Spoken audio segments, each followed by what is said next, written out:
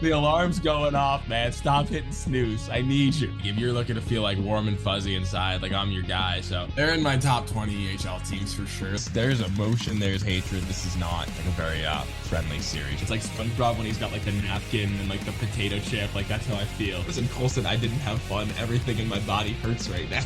The team that has the lead in the second period is just not going to win that game. There's no need for air quotes. He's tardy all the time. It's the American thing to do. I was alive, just not buried. No, don't get pucks deep. Hang on to the puck. Pass the puck. Shoot the puck. Are we live? Are we live? We're having a good time. JKP, baby. JKP. Welcome back into another edition of our EShow Coaches Summer Series podcast. Now up for the Connecticut Rough Riders. He joined the team early in the season this year. This will be his first year taking the reins from the start. Tomasz, Piatek, thank you so much for being here with us. Thank you. Thank you for having me. It's our first time for you on the EShow podcast, so welcome. We're happy to have you. You're looking great. What's the summer fitness regimen been for you? I'm lazy. That's for sure. No, it's a lot of for me. It's a lot of skating. It's all job. What I do is hockey. So I'm starting day early morning. So going through the day, a lot of skates. And, players, teams. So it's a lot. Absolutely. So looking back on this past season, joining the Rough Riders, somewhat or on the earlier side of the year, how did you originally get involved and get used to things with them? I know Eric Lind and Stephen Brown for a long time. So they asked me if I'm willing to help. And I said, yeah, why not? Bigger boys. So, it's different, way different hockey than youth. I coached, all levels hockey in Europe and here. So it was an easy decision. And was there something about junior hockey that interested you specifically?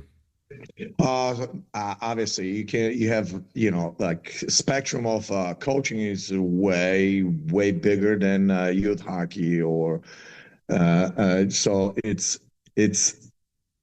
aspect of physicality, power play, PK. You have longer practices every day, tougher games. So it's way different than other, especially youth hockey.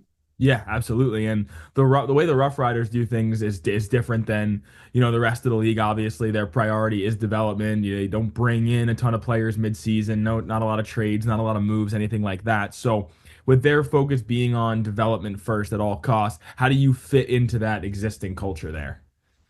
Actually, the development for me it's must be. That's for sure. Obviously, that it is.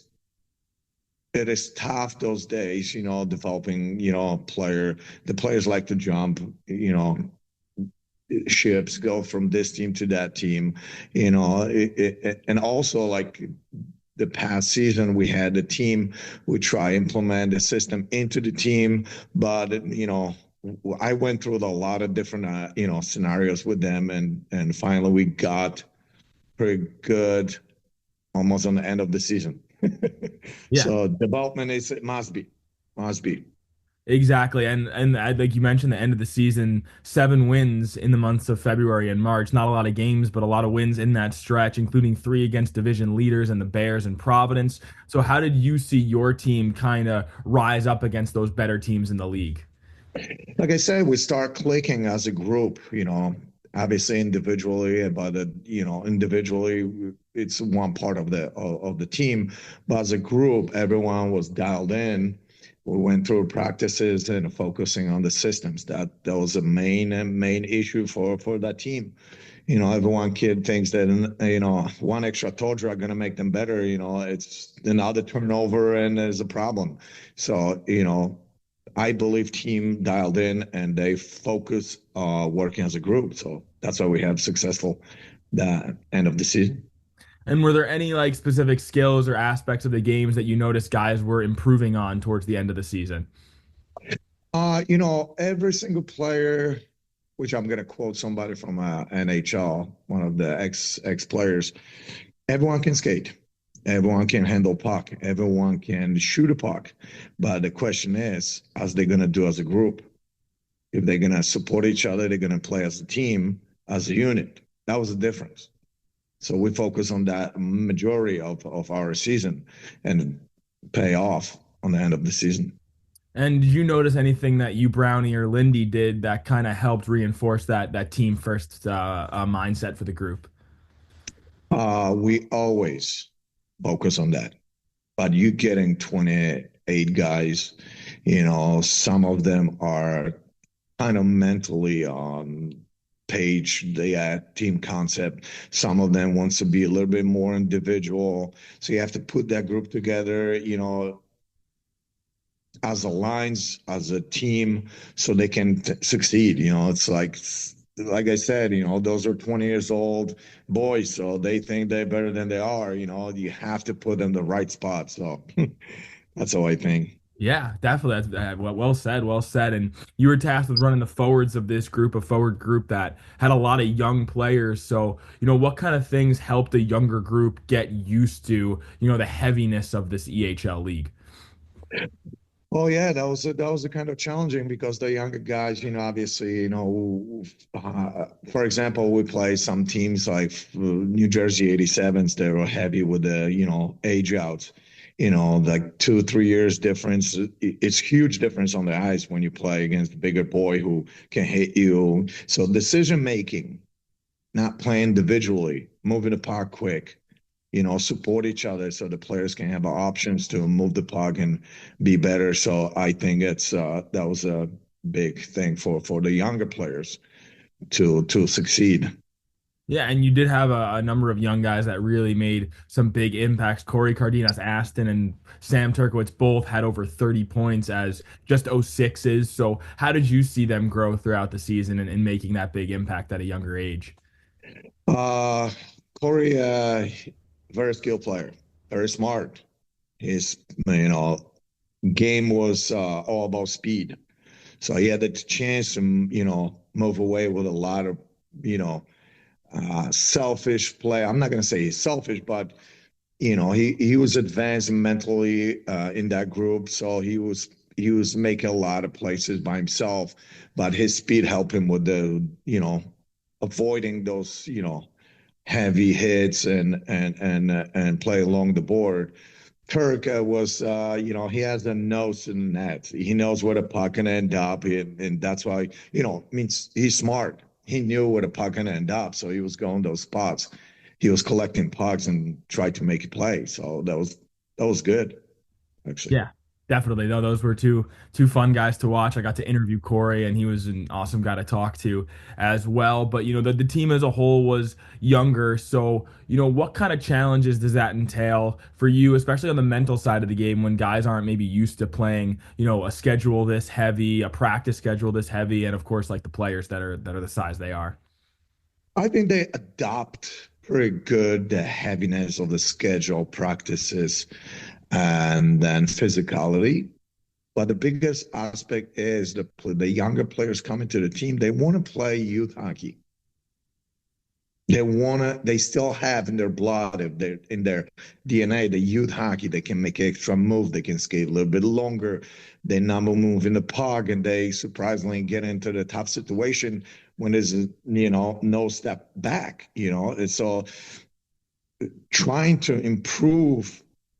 So we try always talk, listen, move the puck, get in open lanes, moving, no just individual play. So I think that was the biggest issue. They So, make them stop to playing youth hockey.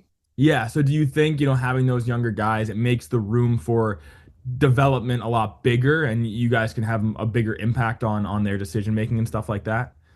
I personally, I I rather have a younger team, have put my hand on them, mold them the way I want, give them possibilities to make that bigger jump instead older guys and try to you have a short period of time and try to develop the kid not just in skills and physical aspect, mental. It's very very important.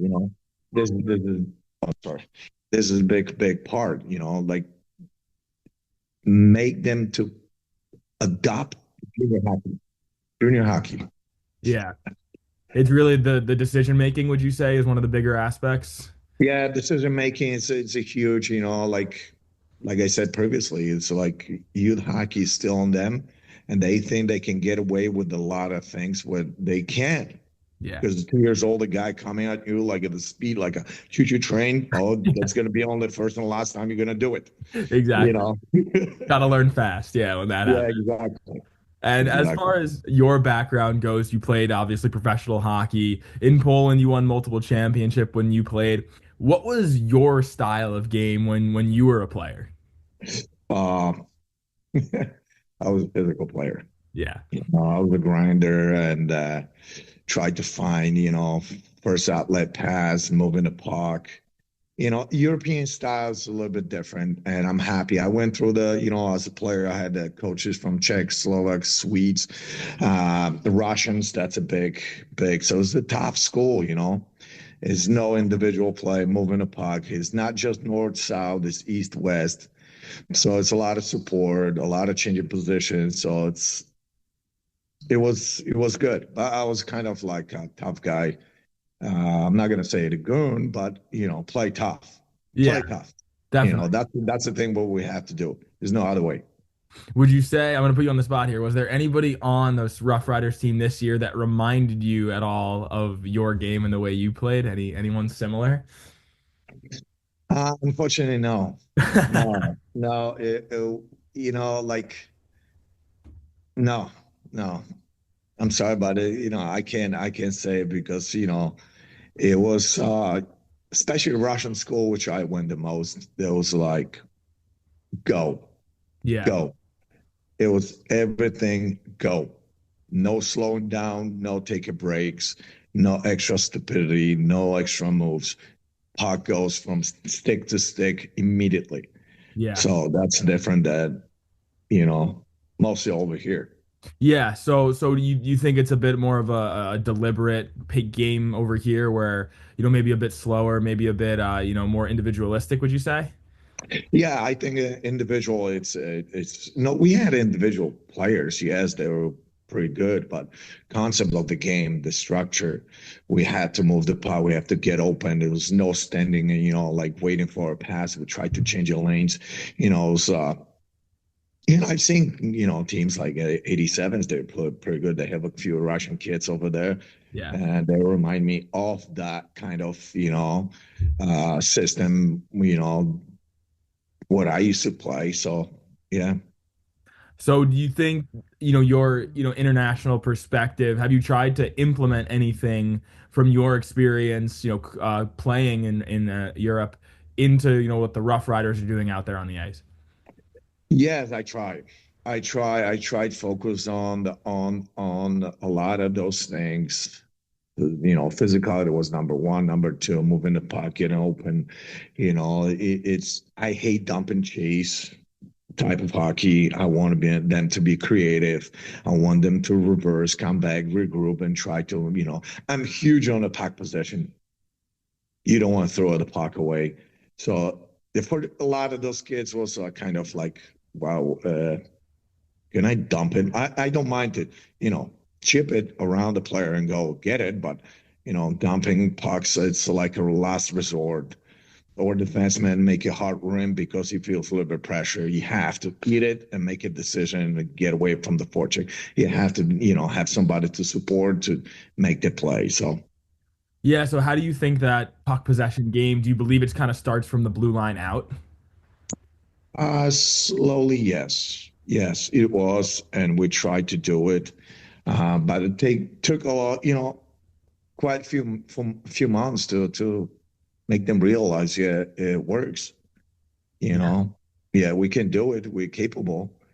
You don't have to be the greatest hockey player to move the puck and be creative. A lot of pro hockey guys they not the best skaters and puck handlers, but they dialed in the system. They Yeah. understand. The IQ is way off the chart. That's why they make it, to NHL. So And I know you guys do a lot of film at the Rough Riders. I know Coach Brown has a big hand in, the studying aspect of it. How do you think that improves a player's hockey IQ and they're able to kind of review the decisions they make? it's huge, huge. For me, have a video session with the team individually, as a group, like alliance or the whole team. has a huge impact. I want to make those kids to see themselves, what they do, see them, what kind of, situations, what they did, what possible other options they could see they had on the ice. So I'm huge video sessions must be. Absolutely. And a little bit more on Coach Brown. He spent a ton of time in Europe. So, getting to know him this past season and working with him, how similar are your guys' approaches to the game at all? Did you notice anything that you guys have, similar philosophy wise? Right away, I noticed we first thing on the what we are very similar is defensive side of puck. We're losing puck possession. Both of us do it right away. Urgent kids,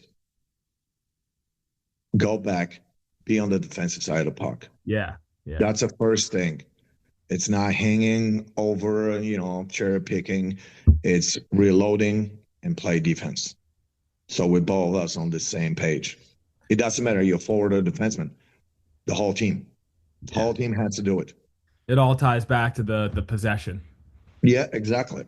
So recover and then play and try to win the battles, get the puck possession, and create offense. Yeah. So, And you guys obviously do a ton of skills development at the Rough Riders, and you personally have coached skills development. This is the time of year where a lot of guys can work on the little details of their game. At this level of junior hockey, are there any things, little detail wise, that you would have players focus on to kind of stand out, to college coaches? At this level, when you turn like let's say to 14, 15, it's no general skills. Yes, you can do it, but when it comes to specialization of individual skills, so you work on the specific skills. You have a problem. So it is very, very important. Like, pros coming to our ring and we're skating with them, and it's all specific. Yeah. So we're working on specific things what they have a problems with. It's not like general. Yes, they can go on the ice and do some stuff, but the specific is a big impact because the details that makes difference. Anything that you noticed was like a common theme amongst players that they, them needing to improve on, whether it be something small, like I had a player tell me catching the puck on the wall on his backhand was a big thing that he needed to work on. So is there anything specific that you noticed that guys needed at this level more in their arsenal? Actually, those are the good point of what you said. That when we started, I became a coach. We had the problems catching forehand and backhand, and I'm not gonna say it. Catching puck on their feet, outside edge, inside edge. They have no clue how to do it. How you can receive a pass on the back foot or the front or the inside edge, outside edge. I'm not talking forehand, backhand. That's a big thing. We work on the passing like crazy, Yeah. crazy amount of time to make them understand. Like you have to catch the pass. Passing puck, catching the passes. It's like we're throwing the pucks like a hand grenades all over the place. No one was catching them, but it was hysterical. But we get better. We Yeah. get better.